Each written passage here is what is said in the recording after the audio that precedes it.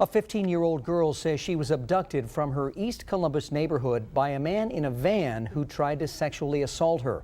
She fought back, and tonight she is sharing her story.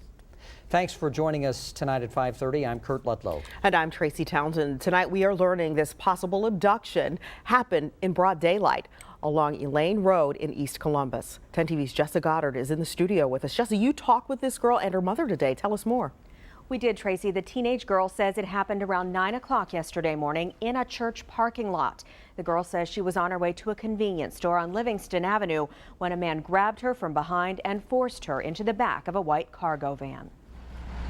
The teenage girl says that's when her 12-hour nightmare began. She says the van stopped only twice during her captivity. Each time, she says, the man tried to sexually assault her. I didn't talk to him at all. I just kept fighting him. Every time I seen him and every time he tried to touch me, I'll just keep fighting him. The white cargo van, she says, had no windows and no door handles. The second time he stopped, she says the man tried to pull her pants down.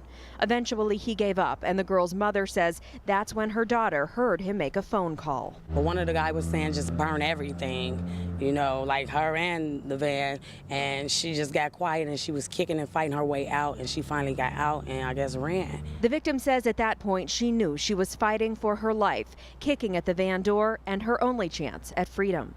And I just kept kicking and kicking, but it wouldn't come down. I was just kicking for a whole hour.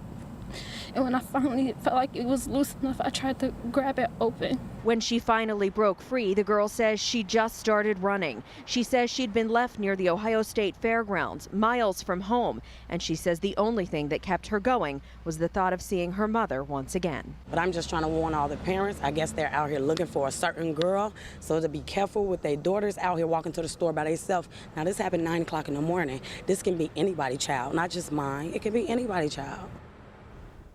The family tells us they turned the girl's clothing over to police, who are currently processing it for evidence. They are also asking businesses in the area to turn over any surveillance video taken during her captivity to try to get an ID on that white cargo van.